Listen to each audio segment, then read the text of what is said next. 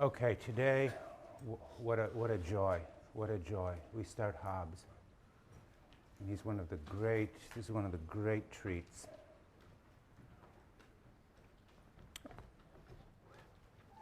Thomas Hobbes was the author of the first and, I believe, undoubtedly the greatest work of political theory written in the English language. He was a master of English style and prose, and his work ranks among the very greatest in this or any other language. Leviathan is to prose what Milton's Paradise Lost is to epic poetry. Think about that. Hobbes was in many ways a perfect foil for Machiavelli. He played the part of Dr. Watson to Machiavelli's Sherlock Holmes. Hobbes, in other words, carried out what Machiavelli had helped to make possible. Machiavelli, you remember, claimed to have discovered a new continent, new modes and orders. It was Hobbes who helped to make this new continent habitable. Machiavelli, you might say, cleared the brush. He was the Lewis and Clark, or the Columbus. Hobbes built the houses and institutions. Hobbes provided us with the definitive language in which even today we continue to speak about the modern state. However, and this is what I want to emphasize throughout our reading of Hobbes, he has always been something of a paradox to his readers.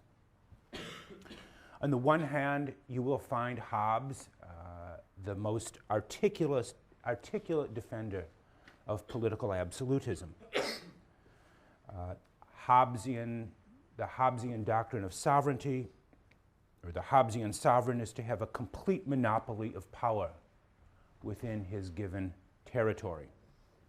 In fact, the famous frontispiece of the book, which is reproduced in your edition, although it's not altogether very clear, it's not a very good reproduction, the famous frontispiece to the original 1651 edition of Leviathan depicts the Leviathan, depicts the state, the sovereign holding a sword in one hand and the scepter in the other, and the various institutions of the civilian and churchly ecclesiastical authority on each side. The sovereign holds total power over all the institutions of civilian and ecclesiastical life, holding sway over a kind of peaceable kingdom.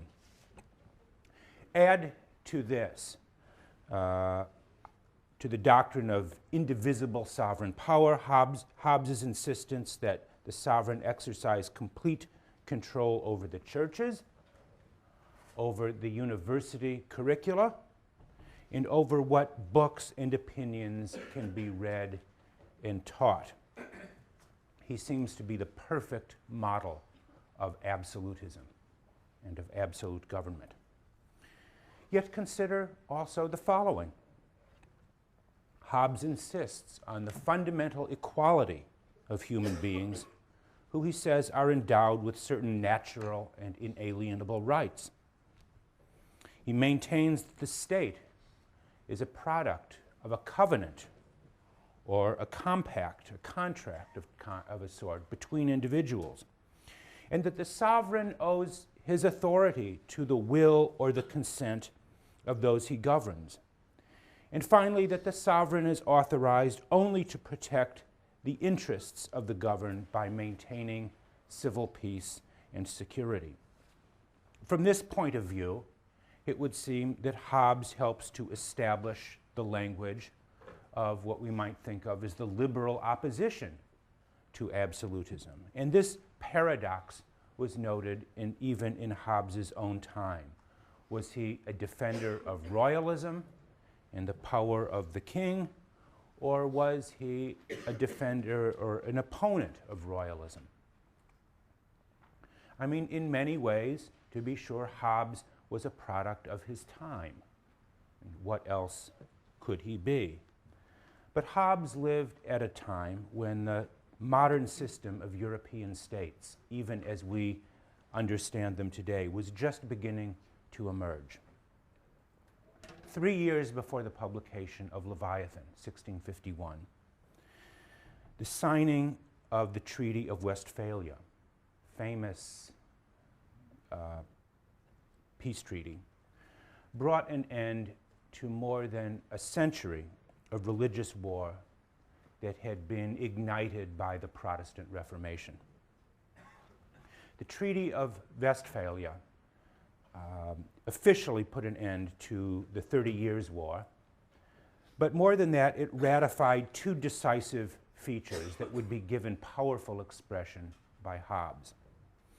First, the treaty declared that the individual sovereign state would henceforth become the highest level of authority. You might say putting an end, once and for all, to the universalist claims of the Holy Roman Empire.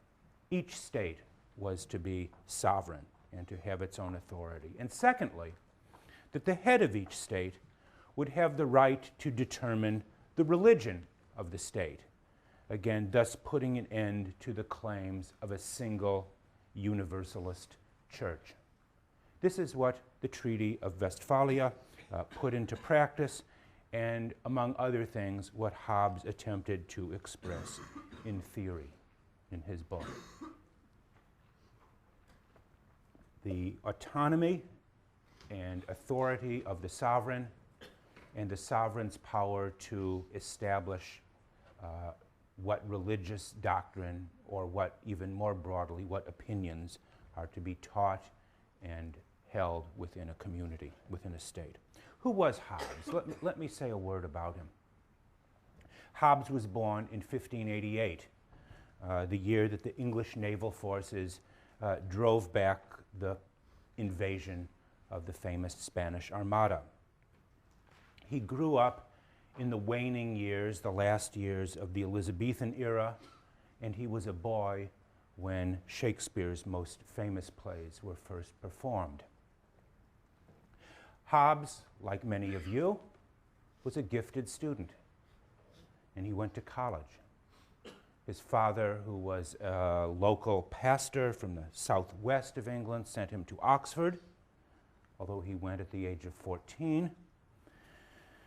And after he graduated, he entered the service of an aristocratic family, the Cavendish family, where he became a private tutor to their son.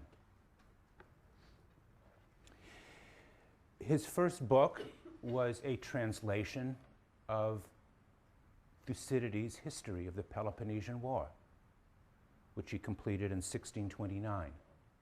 Thucydides, the great historian of the Peloponnesian War, who we've mentioned before when we talked about Plato. Hobbes was a gifted classical scholar. He spent a considerable amount of time on the European continent with his young tutee, Mr. Cavendish. And while he spent time in Europe, he met Galileo and René Descartes. It was during the 1640s, the period that initiated the great civil wars in England, and the execution of the king, Charles I, that Hobbes left England to live in France while the fighting went on. He left England with many of the royal families, the aristocratic families, who were threatened by the Republican armies organized by Cromwell, and that had executed the king.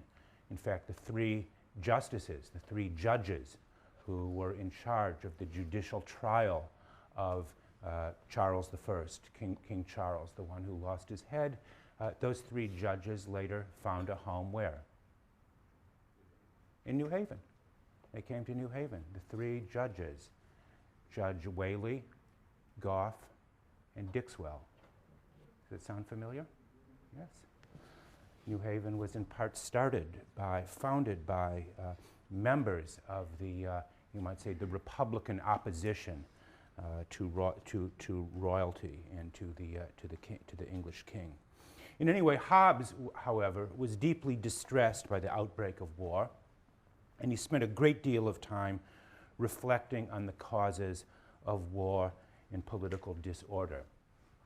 His first treatise, a book called De Cive, or De Cive, depending on how you pronounce it, on the citizen, was published in 1642, and it was a kind of draft version of Leviathan that was published almost a decade later, again in 1651.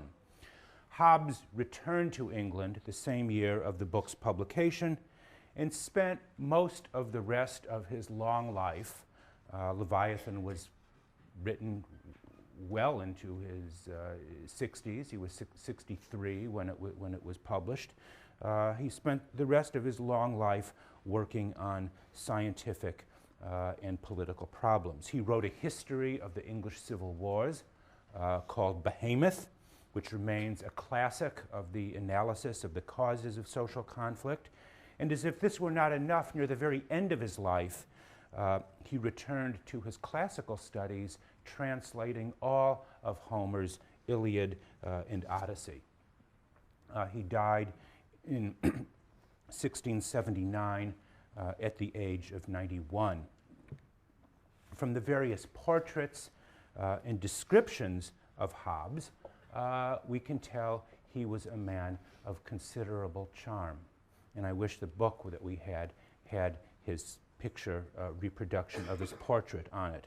But I just want to read one brief passage from his biographer, a man named John Aubrey, who knew him. Who knew him. It was written during Hobbes's lifetime. Aubrey wrote about Hobbes, "He had a good eye and that of hazel color, which was full of life and spirit, even to the last. When he was earnest in discourse, these shone, as it were, as if a bright live coal within it. He had two kinds of looks. When he laughed, was witty, and in a merry humor, one could scarce see his eyes. And by, when he was serious and positive, he opened his eyes round. He was 6 foot high and something better," so it was very, very tall in the 17th century. "He was 6 foot high and very better. He had read much, if one considers his long life, but his contemplation was much more than his reading. He was wont to say that if he had read as much as other men, he should have known no more than other men." So his point was he had read a lot, but what was most important was his thinking. If he had read as much, he would know as little. It gives you a little sense of Hobbes's spirit, his humor, the wry wit that becomes apparent on almost every page of this book, but you have to be a careful reader. Hobbes was deeply controversial, as you might suspect, during his lifetime. Leviathan was excoriated by almost every reader of the text. To the churchmen, he was a godless atheist. To the Republicans, he was tainted with monarchy or monarchism. And to the monarchists, he was a dangerous skeptic and free thinker. Hobbes, again, along with Machiavelli, was one of the great architects of the modern state. And to some degree, he even seems to he seems even more characteristically modern than Machiavelli. I mean, consider just some of the following. Machiavelli speaks of the prince, while Hobbes speaks of the sovereign, that is, a kind of impersonal, or in Hobbes's language, artificial power created out of a contract. Hobbes's method seems scientific, it seems formal and analytical, in contrast to Machiavelli's combination of historical commentary and reflection drawn from personal experience. While Machiavelli often spoke of the sublime cruelty of men like Scipio and Hannibal, Hobbes speaks the more pedestrian language, the language of power politics, where the goal is not glory and honor, but self-preservation. And Machiavelli's emphasis upon arms is considerably attenuated by Hobbes's emphasis on laws. Hobbes, in other words, tried to render acceptable, tried to render palatable what Machiavelli had done by providing a more precise and more legal and institutional framework for the modern state. So let's think a little bit about what it was that Hobbes was attempting to accomplish. Hobbes, like Machiavelli, was an innovator, and he was self-consciously aware of his innovations. Again, like Machiavelli, who said in the 15th chapter of The Prince that he would be the first to examine the effectual truth of things, as opposed to the imaginings of them, Hobbes wrote that civil science, that's what he called political science, civil science, was no older than my book De Cive. Modern political science, he said, began with this book of 1642. What did he think of as his novelty? What was new? What was revolutionary about, or innovative about Hobbes's political science? Hobbes clearly saw himself, in many respects, as founding a political science modeled along that of the early founders of the scientific revolution. Galileo, I already indicated that Hobbes had met, William Harvey, René Descartes, a handful of others who were part of what we think of as the modern scientific revolutionaries. And like these other revolutionaries who had overthrown, you might say, the Aristotelian paradigm in natural science, Hobbes set out to undermine the authority of Aristotle in civil science, in political and moral science. Hobbes sets himself up as the great anti-Aristotle, the great opposition to Aristotle. Consider just the following passage from Leviathan, with one of my favorite titles from the book, a chapter called Of Darkness from Vain Philosophy and Fabulous Traditions. In that chapter, chapter 46, Hobbes writes, "There is nothing so absurd that the old philosophers have not some of them maintained. And I believe that scarce anything could be more absurdly said in natural philosophy than that which is now called Aristotle's metaphysics, nor more repugnant to government than much that he hath said in his politics, nor more ignorantly than a great part of his ethics." So there you see Hobbes laying down a challenge. What was it that he claimed to find so absurd, repugnant, and ignorant in Aristotle? What was he trying to dethrone in Aristotle? Hobbes is typically concerned with the foundations of this new science, getting the building blocks right from the beginning. The opening chapters of Leviathan, which I've only assigned a few, but the opening chapters present a kind of political physics where human beings are reduced to body, and the body is further reduced to so much matter and emotion. Human beings can be reduced to their movable parts, much like a machine. What is life, he asks, rhetorically in the introduction. What is life but a motion of the limbs? What is the heart but a spring? Or reason but a means of calculating pleasures and pains?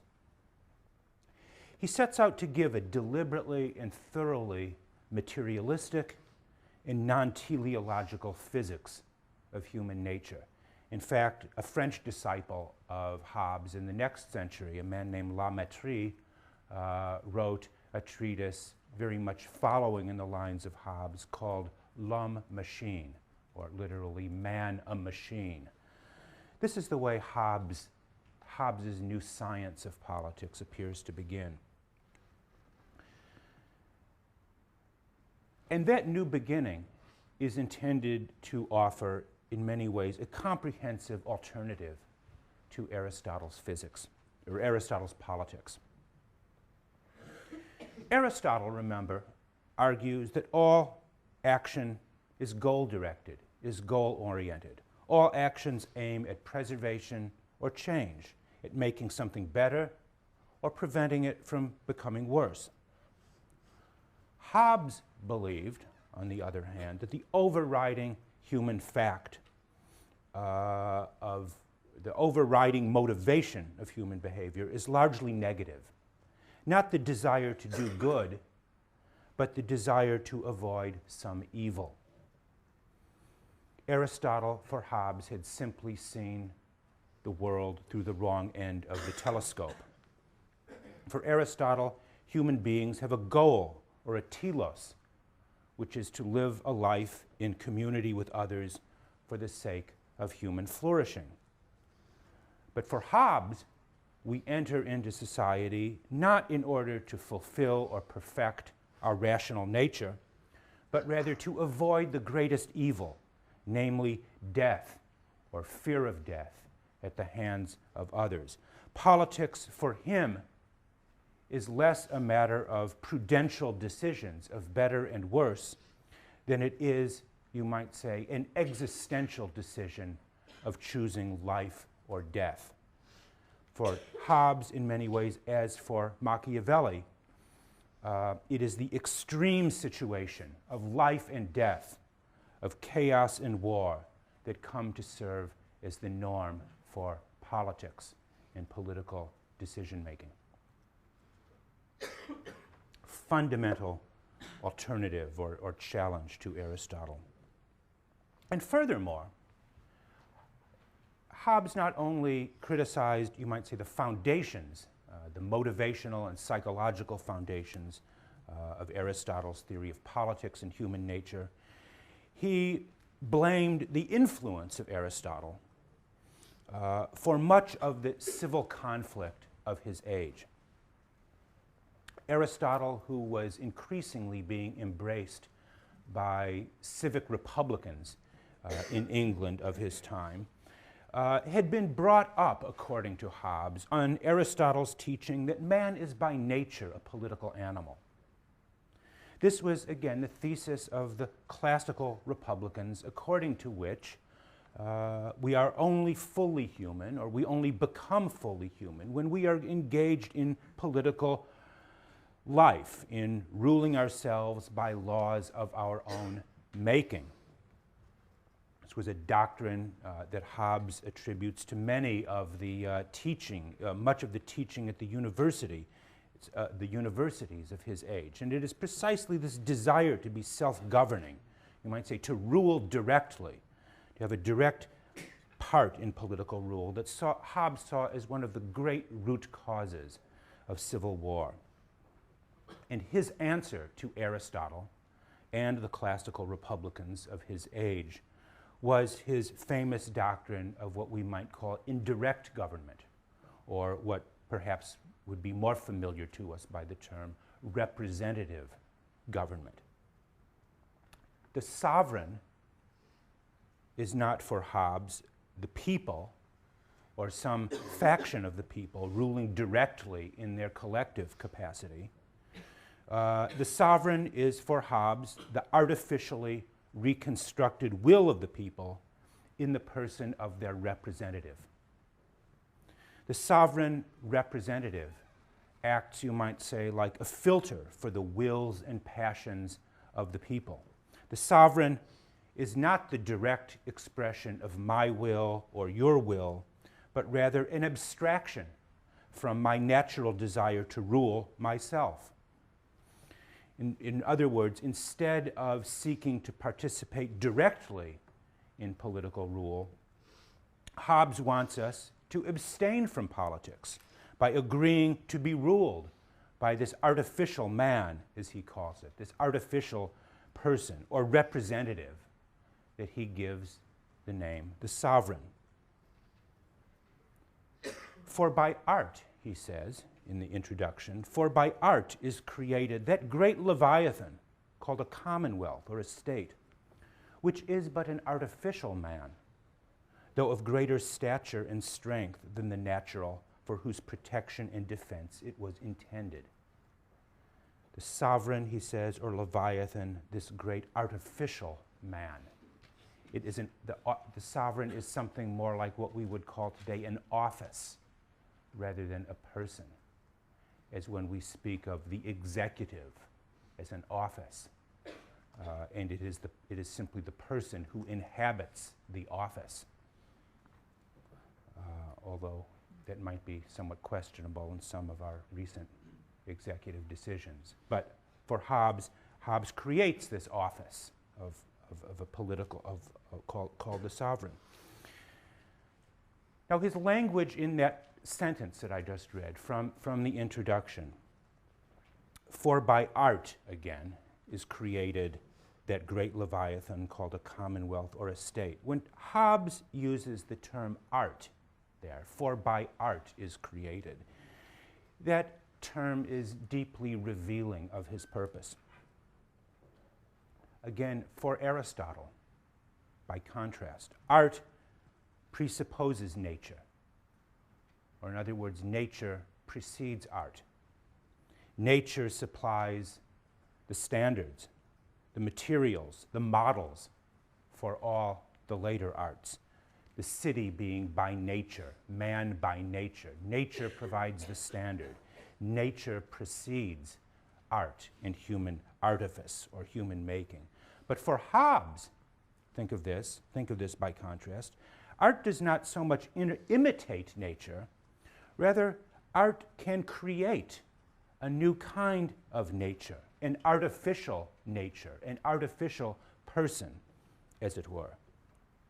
Through art, again, is created the great Leviathan. Through art properly understood, and by art, of course, I mean something like human making, human ingenuity, human artfulness.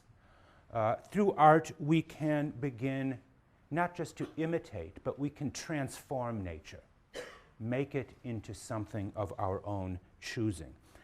Art here is not to be understood also as the antithesis of science, as when we speak of the arts and the sciences. Rather, science is the highest form of art. Science is the highest kind of human making.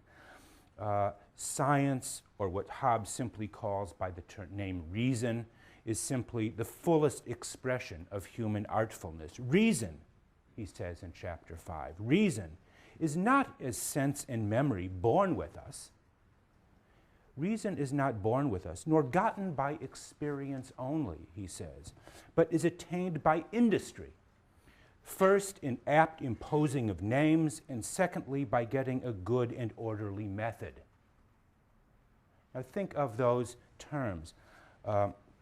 Reason, and again he uses this synonymously with other terms like science or art, is not simply born with us. It is not simply a genetic endowment, nor is it simply the product of experience, which Hobbes calls by the name prudence. But rather, reason, he says, is attained by industry, by work. And it's developed first, he says, by the imposing of names on things, the correct names on things, and second, by getting a good and orderly method of study. Reason consists in the imposition of a method for the conquest of nature.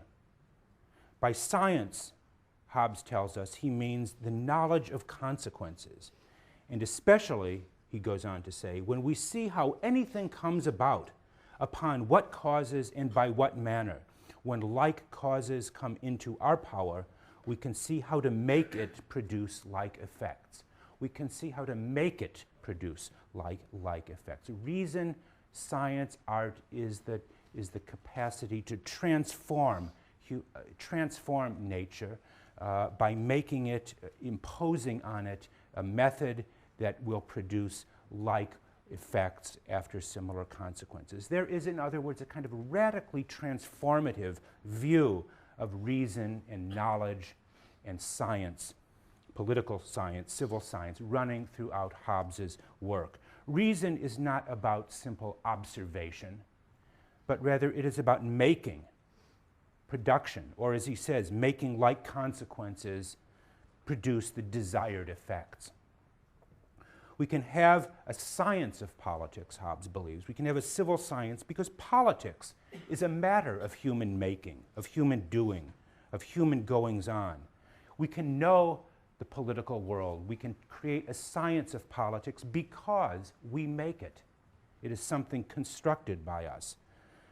Hobbes's goal here is, as it were, to liberate knowledge, to liberate science from subservience or dependence upon nature or by chance, by fortuna, by turning science into a tool for remaking nature to fit our needs, to impose our needs or satisfy our needs through our science. Art, and especially the political art, is a matter of reordering nature, even human nature. First, according to Hobbes, by resolving it into its most elementary units, and then by reconstructing it so that it will produce the desired results, much like a physicist in a laboratory mind. This is Hobbes's answer to Machiavelli's famous call in chapter 25 to master fortuna, to master chance or luck, fortune. But you might say Hobbes goes further than Machiavelli. Machiavelli said in that famous chapter 25 that the prince, if he's lucky, will master fortuna about half the time, only about 50% of the time. The rest of human action, the rest of statecraft will be really left to chance, luck, contingency, circumstances. Hobbes believes that armed with the proper method, with the proper art or scientific doctrine, that we might eventually become the masters and possessors of nature. And I use that term, masters and possessors of nature, a term not of Hobbes's making, but of Descartes from the 6th part of the Discourse on Method, because I think it perfectly expresses Hobbes's aspirations, to not only to create a science of politics, but to create a kind of immortal commonwealth, which is based on science, and therefore based on the proper civil science, and therefore will be impervious to fluctuation, decay, and war and conflict, which all other previous societies have experienced. You can begin to see, in other words, in Hobbes's brief introduction to his book, as well as the opening chapters, you can really see the immensely transformative and really revolutionary spirit underlying this amazing book. Oh.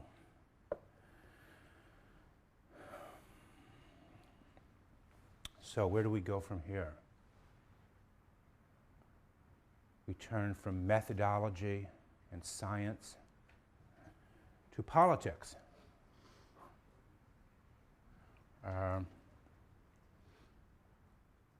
What is Hobbes's great question?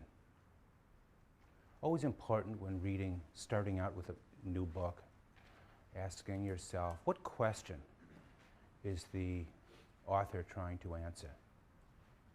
What is the question? And that's not always easy to answer, because sometimes they don't always make their deepest or most fundamental questions altogether clear. In the case of Leviathan, I would suggest to you, Hobbes's central question is, what makes authority possible? What is the source of authority? And you might say, what renders it legitimate? Maybe the question is, what makes legitimate authority possible? This is still a huge question for us when we think about nation building and building new states, how to create a legitimate authority. Obviously, there's a tremendous issue with this in Iraq today, as people there and here struggle with what would constitute a legitimate authority. Perhaps we should airlift copies of Leviathan to them, because that's the issue that Hobbes is fundamentally concerned with. His question goes further. How can individuals who are biologically autonomous, who judge and see matters very differently from one another, who can never be sure whether they trust one another, how can such individuals accept a common authority? And again, that is not just what constitutes authority, but what makes authority legitimate. That remains not only the fundamental question for Hobbes, but for the entire, at least for the entire social contract tradition that he helped to establish. You might say, of course, the question, what renders authority legitimate, is only possible or is only raised when authority is in question. That is to say, when the rules governing authority have broken down in times of crisis. And that was certainly true in Hobbes's time, a time of civil war and crisis. What renders authority legitimate or respectable? And to answer that question, Hobbes tells a story. He tells a story about something he calls the state of nature, a term he did not invent, but with which his name will always and forever be associated. The idea of the state of nature. The state of nature is not a gift of grace or a state of grace from which we have fallen, as in the biblical account of Eden, nor is the state of nature a political condition as maintained in some sense by Aristotle when he says the polis is by nature. The state of nature for Hobbes is a condition of conflict and war. And by a state of nature, he means, or by a state of war, he means a condition where there is no recognized authority, in his language, to keep us in awe. No authority to awe us. Such a condition, a state of war, may mean a condition of open warfare, but not necessarily. It can signify battle. But Hobbes says it can also signify the will to contend, simply the desire or the will to engage in conflict renders something like a state of nature. A state of war can include, in other words, what we might call a Cold War, two hostile sides looking at each other across a barrier of some type, not clear or not certain what the other will do. So the state of nature is not necessarily a condition of actual fighting, but what he calls a known disposition to fight. If you are known or believed to be willing to fight, you're in a state of war. It is a condition for Hobbes of maximum security, where in his famous formula, life is solitary, poor, nasty, brutish, and short. Perhaps he should have said, fortunately short. This is the natural condition, the state of nature, the state of war that Hobbes attributes to, again, the fundamental fact of human nature. Now, his claim that the state of nature is the condition that we are the state of war, rather, is a condition that we are naturally in, is to say, among other things, that nature does not unite us in peace, in harmony, in friendship, or in solidarity. If nature is a norm, it does not, again, mandate or incline us to peace, friendship, and solidarity with others. Only human art or science or art, human contrivance can bring about peace. Conflict and war are primary. Peace is derivative. In other words, for Hobbes, authority and relations of authority do not arise naturally among us, but are rather, again, like civil science itself, the product of contrivance or art. So the question for us remains, as it was deeply challenged readers in Hobbes' own time, what makes Hobbes' story, as I'm calling it, his story about the state of nature being a condition of war, what makes it plausible? What makes it believable as an account of, again, the condition we are naturally in? Why should we believe Hobbes' story and not some other story?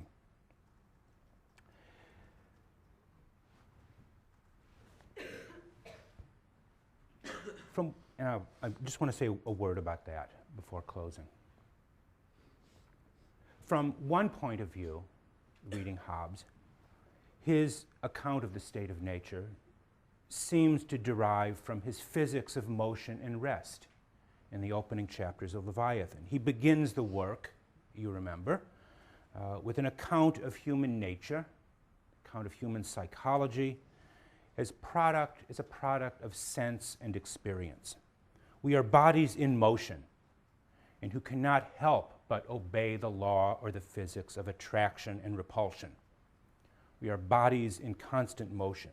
He seems, in other words, to have a kind of materialistic psychology in which human behavior exhibits the same, as it were, mechanical tendencies as billiard balls that can be understood as obeying, again, geometric or causal processes of cause and effect, right?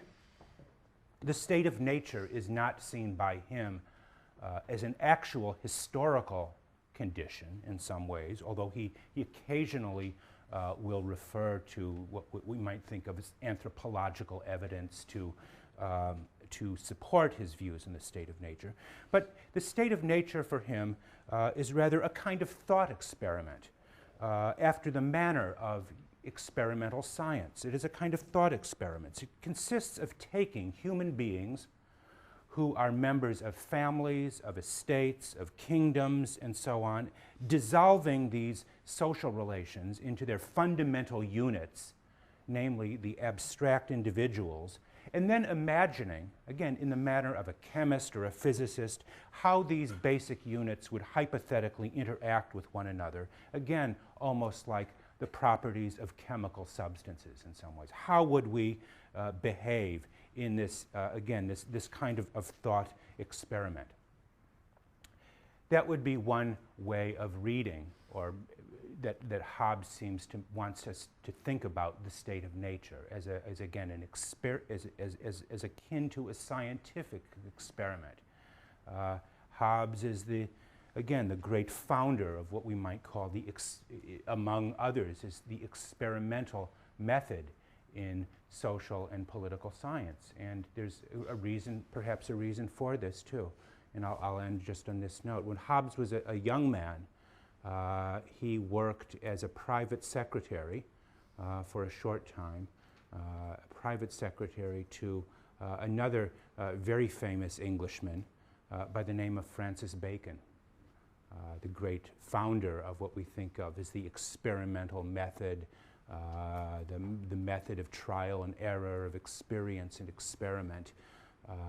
And arguably, Hobbes was influenced in many ways by Bacon's own philosophy of experience and experiment. And Hobbes took Bacon's method in some ways, applying it to politics, tried to imagine, again, the natural condition of human beings, and what we are by nature, by a process of abstraction, and abstracting all of the relations and properties that we have acquired over history, through custom, through experience, stripping those away like the layers of an onion, and putting us almost, as it were, in an experimental test tube or under a microscope, seeing how we would, under those conditions, react and behave with one another. I'll leave it at that, although I will start next week by showing how that view of Hobbes is only, at best, partially correct.